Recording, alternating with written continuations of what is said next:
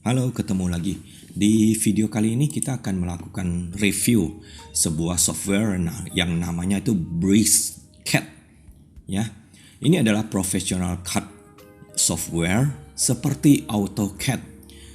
Nah, jadi kalau AutoCAD itu kan sudah mendunia dan kita sedang mencari alternatif dari AutoCAD yang mungkin lebih murah dan yang terpenting itu bisa jalan di Linux ya.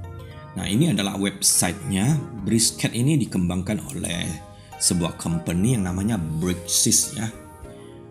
Kita bisa mendownload trialnya saja karena ini adalah software yang berbayar, software premium ya. Jadi kita harus bayar dan kita bisa download trialnya tapi harus login dulu. Jadi kita register, masukin emailnya dan membuat sebuah account di website yang sedang dipertunjukkan ini. Dan kemudian kita bisa mendownload program BriskCAD ini untuk masa tenggang 30 hari. Nah, di sini terlihat bisa di-download di Linux ya. Jadi ada 3 versi, Ubuntu, Fedora, dan Others. Yang Fedora dan Ubuntu itu saya sudah pernah coba dan berjalan dengan baik. Hanya untuk di Arch Linux saya tidak berhasil ya menginstalnya. Jadi filenya hanya 700-an mega kalau yang versi Ubuntu. Nah, ini adalah langkah-langkah instalasinya. Minimum sistem untuk Windows-nya itu 8 GB RAM ya disarankan. Tapi di laptop ini hanya 4 GB. Dan ini adalah Ubuntu Studio. Dan setelah terdownload, kita klik kanan. Kalau di Ubuntu itu kita bisa langsung minta installernya membantu kita instalkan ya. Nah, jadi akan berjalan installernya. Dan installernya itu adalah Discover. Jadi simple aja, file yang tadi kita download dari website tersebut yang versi Linux, versi Ubuntunya kita klik kanan dan kita minta Discover untuk menginstalkan. Dan kita tinggal klik install, tunggu sejenak ya. Ini videonya saya ada percepat. Setiap kali installation itu ditanya password rootnya ya. Nah, saya percepat videonya dan sudah selesai install, sudah berhasil. Dan BriskCAD itu langsung ada di menu Graphic Designs di Ubuntu Studio. Mari kita jalankan. Karena ini RAM-nya hanya 4 GB, agak sedikit butuh waktu ya untuk loading program utamanya.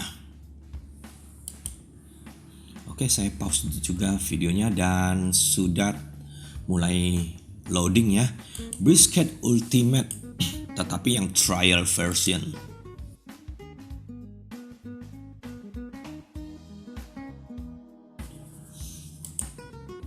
Nah, di sini tadi ada 4 pilihan. Kita sekarang masuk yang BriskCAD yang 2D.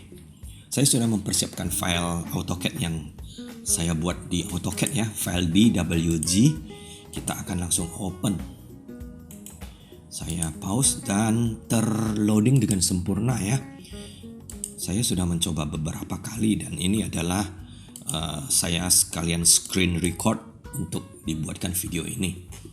Jadi ini kalau kita pertama kali launching ada welcome page-nya. Dan seperti di AutoCAD ada paper space, ada model space. Kita masuk ke model space-nya. Nah, di sini perbedaannya hanya kita tentu harus memfasihkan cara-cara mendrafting di BriskCAD ini karena sepertinya cukup berbeda jauh dengan kebiasaan di AutoCAD. Dan dia juga ada tools bar untuk snap tracking, ada dynamic input, mirip dengan di AutoCAD ya. Dynamic input itu adalah kalau kita klik sebuah objek, dia akan memberikan parameter dari objek tersebut. Ya, ini adalah settingnya, masih perlu dipelajari. Tetapi yang terpenting adalah file DWG yang dibuat di AutoCAD itu terbaca dengan sempurna, termasuk arsirannya, termasuk double line-nya, dan semua posisi vektor bisa diedit ya. Anti aliasnya juga cukup kencang ya, jadi tampilannya tuh halus sekali. Baiklah, kita bisa mengubah interface-nya ya. Kita ganti interface-nya dengan versi klasik supaya lebih mendekati tampilan di AutoCAD, karena di AutoCAD itu saya lebih familiar yang versi klasik ya, yang tidak ada ribbon-nya, yang hanya toolbar saja.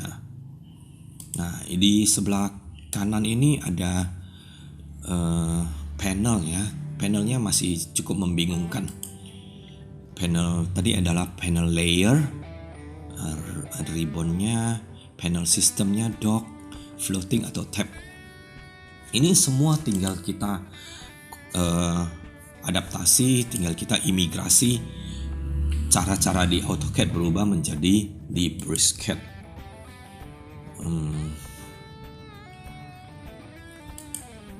Ini creating image list ya. Nah, di sini tentu kalau kita baru pertama kali setting up harus di customize dulu supaya cocok dengan jari-jari kita, tangan kiri di keyboard, tangan kanan di mouse, dan supaya kita bisa bekerja ngedrafting itu sangat cepat.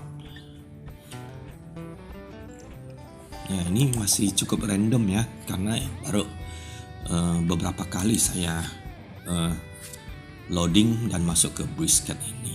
Nah, kita review sejenak kalau kita di AutoCAD ya. AutoCAD yang saya pakai itu masih yang sangat jadul, versi 2010. Tetapi dengan minimalisnya itu, setiap sudut dari interface AutoCAD ini saya sudah hafal. Seperti kita main Counter Strike ya. Jadi semua icon, semua tools bar-nya itu kita sudah sangat fasih karena sudah bertahun-tahun pakai. Seperti kalau kita mau membuat sesuatu, kita bisa komennya pakai ketik aja, copy tadi.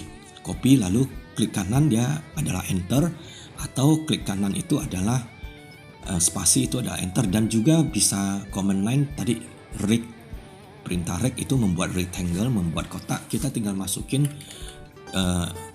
koordinatnya. Jadi sekitar hampir belasan tahun lalu AutoCAD itu dikenal sebagai program yang separuhnya adalah command line, memakai ketik. Jadi ini cocok untuk orang Linux yang suka ngetik-ngetik di terminal ya. Jadi menggambarnya itu pakai command line. Nah, kita kembali lagi ke BricsCAD. Tentunya pembuat BricsCAD ini pasti juga sudah menyediakan command line-nya, dan dia berusaha membuat semirip mungkin dengan AutoCAD. Tentunya ada kendala copyright, dan juga mereka mungkin ada inovasi baru. Semua tinggal dipelajari, harus mengikuti kursusnya sejenak online ya. Ini masih berkutat di setting. Saya tuh ingin memperbesar garis hairline dari kursor kita, seperti yang tadi di AutoCAD. Hairline saya itu hampir menguasai layar ya, jadi saya bisa melihat garis ortopedik sumbu X dan sumbu Y satu layar itu terlihat semua. Nah, jadi di sini saya cari size, lalu cari color, karena saya kepengen paper space-nya itu berwarna hitam.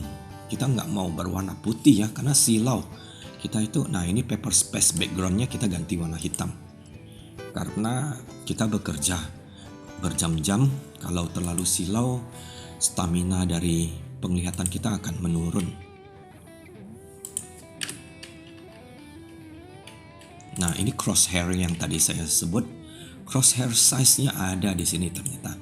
Jadi saya tinggal ganti sebesar-besarnya ya. Coba kita 30. Dan kita X. Nah, sudah sangat besar ya. Dengan crosshair yang besar ini, saya bisa memproyeksi dari ujung ke ujung layar. Itu sangat membantu. Rekan-rekan yang drafting pasti sangat paham ya tentang alat-alat bantu ini. Di sini kalau kita mengklik sebuah objek, dia langsung ada konteks menunya seperti di AutoCAD. Tetapi saya sudah padamkan di AutoCAD ya, karena tidak perlu malah membuat repot. Kita coba paper space-nya. Ya, ini adalah layout ya. Jadi kita menggambar di model space dan kemudian di paper space ini kita melayout gambar kita dan kita membuat viewport dan akan tampil di paper space tersebut. Ini adalah sebuah konsep yang baru yang dikembangkan AutoCAD itu sekitar 10-an tahun lalu. Nah, di sini saya memperlihatkan rendering dari JPG. Ini JPG-nya saya langsung copy, langsung satu folder dari AutoCAD dan dia juga terbaca dengan sempurna. Nah, ini adalah paper space dengan dua layout tampak ya. Bagi rekan-rekan daftar pasti memahami. Ini 4 GB dan berjalan dual boots ya, jadi terasa sangat lambat. Nah, saya membuka file 3D untuk mengetes apakah DWG yang gambar 3 dimensi itu juga bisa terbaca dengan baiknya. Jadi gambar 3D ini adalah impor dari 3D Max ya, bukan native dibuat di AutoCAD. Tidak bisa secanggih ini ya. Ini terbaca dengan baik di Brisket untuk file 3D-nya. Hanya saja masih kaku dalam hal navigasinya ya. Jadi perspektifnya ini masih isometrik. Isometrik itu artinya tidak ada titik lenyap dan tidak untuk tampilan 3D-nya, sehingga efeknya seperti gambar 3D-nya itu kaku ya. Kalau mau gambar 3D-nya real time bagus, harus ada 3D yang perspektif namanya. Jadi kalau dia konsepnya perspektif, ada titik lenyapnya dan akan lebih dramatis, lebih cantik. Di sini saya bisa mengatur tampilan renderingnya.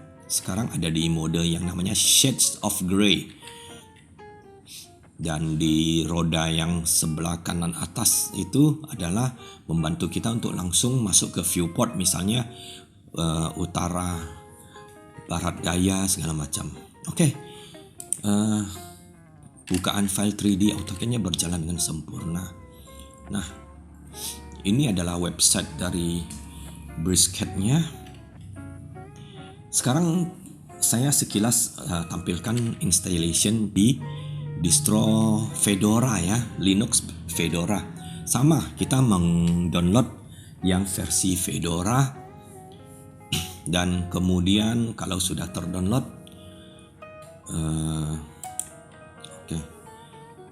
kita masuk ke folder download. Dia dalam bentuk RPM ya. Jadi klik kanan dan juga bisa diinstal dengan Discover, open with Discover. Dan di Discover itu akan loading. Kita tunggu saja. Dan sudah selesai terinstall ya. Saya ada skip videonya. Tadi itu hanya perlu klik install. Dan Fedora itu akan langsung muncul di menunya grafik Brisket versi 24 ya. Kita tinggal klik. Fedora berjalan lebih slow lagi. Nah, ini adalah launchernya. Ada 4 pilihan tadi dan kita masuk ke pilihan 2D tadi. Dan juga terbaca dengan sempurna ya. Baik sekali dan juga halus, anti aliasingnya bagus. Jadi gambar-gambar vektor itu sepertinya ada di render sedikit supaya dia bisa terasa sehalus ini ya. Arsirannya juga terlihat baik dan ini adalah paper space-nya terloading dengan baik. Hanya Kalau di Ubuntu tadi saya sudah ubah backgroundnya jadi warna putih, warna hitam. Di sini defaultnya masih warna putih ya. Karena ada juga kalau kita nge-print kertas itu kan warna putih. Jadi ada juga drafter yang kepengen dia lebih mudah membayangkan. Jadi Paperspace itu backgroundnya dibuat warna putih.